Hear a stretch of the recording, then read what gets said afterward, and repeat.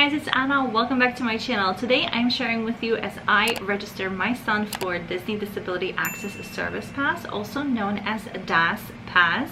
We are just weeks away from our Walt Disney World vacation and my window has finally opened up. We are a few days late, but that's okay. I'm still very hopeful and I still think we're gonna get great selections. If you don't know what Disability Access Service is, I do have quite a few great videos. I can have them linked right over here and down in the description below. Leave a few links that go directly to Disney's website where they talk in great detail about what is a DAS Pass, what conditions qualify, and so on and so forth. So definitely check them out. I will also leave a link for the rides that qualify for pre-selections before your Walt Disney World vacation. But just as an overview, Disability Access Service Pass is intended for guests who have a very difficult time waiting in the conventional queue line. And so this pass pretty much provides them a time back. It doesn't grant you an instant access. You're still waiting the same amount of time. You're just not waiting in the physical line. So for instance, if you wanted to go to Haunted Mansion and say it's 11 o'clock in the morning and the current wait time is an hour, so you will go on your My Disney Experience app, select Haunted Mansion, utilize your DAS Pass, and it will tell you to come back anytime after 12 p.m. Now do remember that rides that you select utilizing your DAS Pass in the Disney parks don't expire.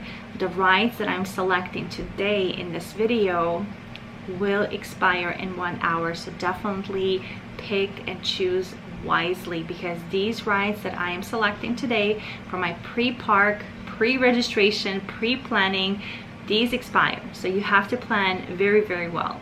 Disney will not give these back. So now let me bring you over to my computer. I don't have any fancy setup, so I'm just gonna literally hold my camera in my hand and we're going to request a live chat and see how long it takes. Hopefully it won't be long. I think last time I had a complication, but I think I waited the first time like 5 hours and then they just dropped me, and then the next day I called and I think it was not called, requested a call video chat. See how long it's gonna take today. Fingers crossed.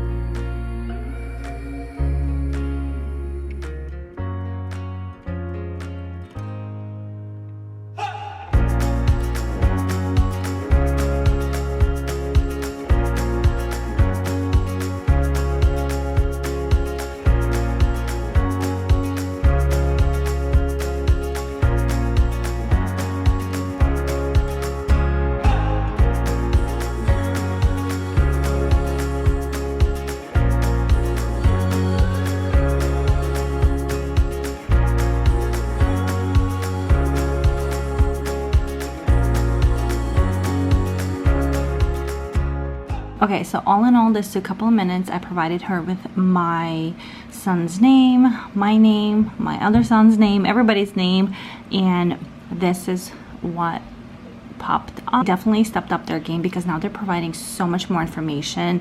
Like you can read things, watch things. So I find this to be very helpful, and I find it helpful that they ask you all of those questions in the beginning. It's really good. So let's see how long this whole process takes before we get a video chat. It did ask me if I was able to agree to their terms and conditions. I wasn't. That page is blank. So I think when the cast member will connect with me, they will just send me a link to agree, because that's what they did once before. So she responded, and here you go, she sent me that link that I was telling you guys. So if it doesn't work, don't stress. And so she just said thank you so much, you know, for your patience and giving her time to look at my information. So I'm just going to go ahead and click that, and the page is blank. Okay, so I got it to work on my phone. So this is just terms and conditions, and essentially if you want to move forward, you have to agree and you submit. Okay, here is my link, and we're gonna accept it and have our video chat.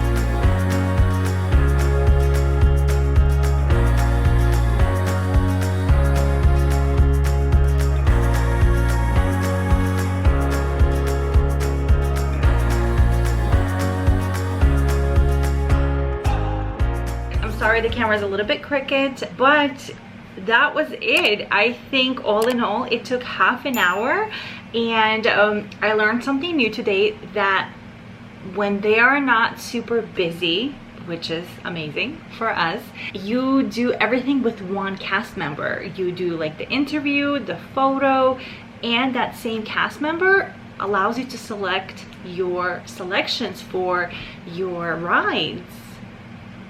That was a first for me.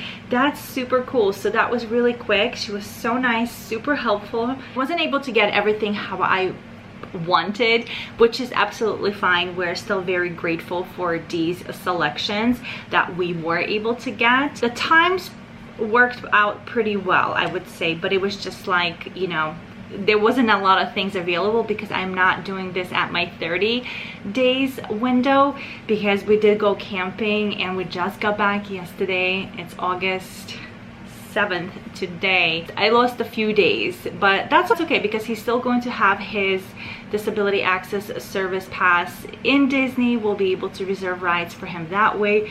We're also going to purchase a Genie Plus to help us even more to get this kid on as many rides as possible. But let me tell you what we got. Okay, so for Epcot, I originally wanted to get Soarin' and Test Track. Unfortunately, neither one of those was available.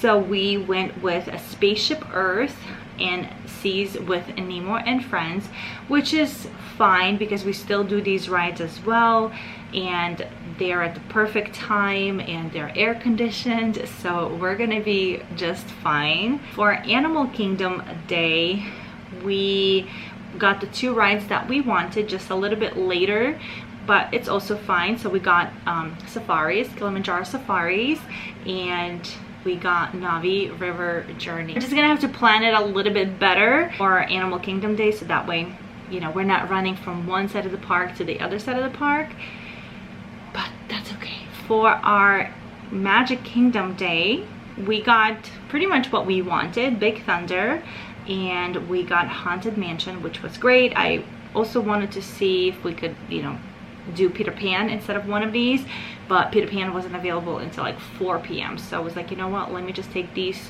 two in a little bit earlier time slot. For our Hollywood Studios Day, we got Toy Story Mania, which is great, air conditioned, it's going to be hot, and then we got Slinky in the evening, which I'm very excited because it's going to be so beautiful, and also it's going to be nice and cool. So it worked out great. I'm very, very happy, very pleased with our selections. I was just so surprised how quick everything happened. Just remember, you know, prepare yourself for the interview. They only ask you a few questions. We have used this pass for my son for, you know, many years. I think since, you know, he's 3 years old. So we are in a system, so they're able to see it. And, you know, our you know, requirements are pretty much the same every year, so he pretty much gets approved every single year. Well, he gets approved every single year.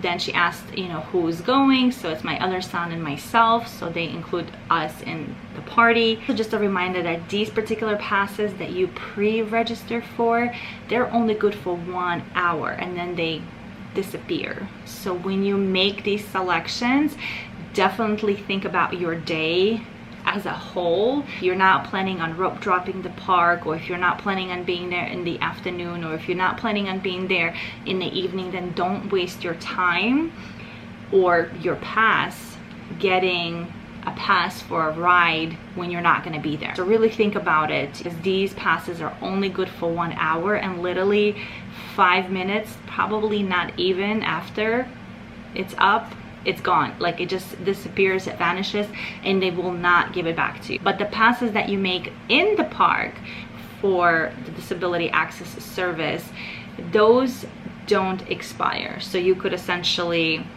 go to Magic Kingdom at 9 o'clock in the morning, because you physically have to be in the park to make those reservations, those passes I should say, and they're only one at a time. So you could get to Magic Kingdom, say at 9 o'clock in the morning, reserve yourself like a haunted mansion for 9:30, and you could leave the park and come back at, I don't know, 7 o'clock and go to haunted mansion. You know what I mean? So that pass doesn't expire, but these do, the ones that you pre-select before your trip. If you want to see more content about using the Disability Access Service Pass, I do have quite a few videos recorded, how to pre-register pretty much step by step, another video answering your questions, also how to use your DAS Pass during a Halloween party. I will soon do an updated video about how to use it during a Christmas party. So if you want to see those videos, I will have them linked right over here and down below. Definitely check them out. Lots of great information. But I wanted to keep this, I guess, as short as possible, but I don't know how short it's going to be. So I hope you found this video helpful. Don't worry, don't stress. If you or your child really need this pass, Disney will do their best to get you approved. But do remember that if it's a mobility issue, it will most likely always be a no, because they will offer a wheelchair or an electric scooter. Unfortunately, that would be the case. So, because I do see this a lot in my comments where people have, severe back pain or some other conditions, or a broken foot right before the trip, and unfortunately they won't approve you for a DAS pass if it's mobility related. Each case is different. Sometimes miracles happen, so definitely try and reach out. And if you feel that maybe this is not very personal and you feel like maybe going into the park and actually speaking to a cast member or maybe a manager or supervisor, then try that. And I'm not a cast member, I'm just a mom who has a son who has special needs, and this service for us has been heaven sent. I think it's really one of the reasons we are able to go back to Disney, because otherwise I can't even imagine going with him, knowing his situation and trying to do Disney without a DAS pass. It would be impossible. Alright guys, I hope you enjoyed this video. I hope you found it helpful. Subscribe if you haven't already, and we'll see you real soon.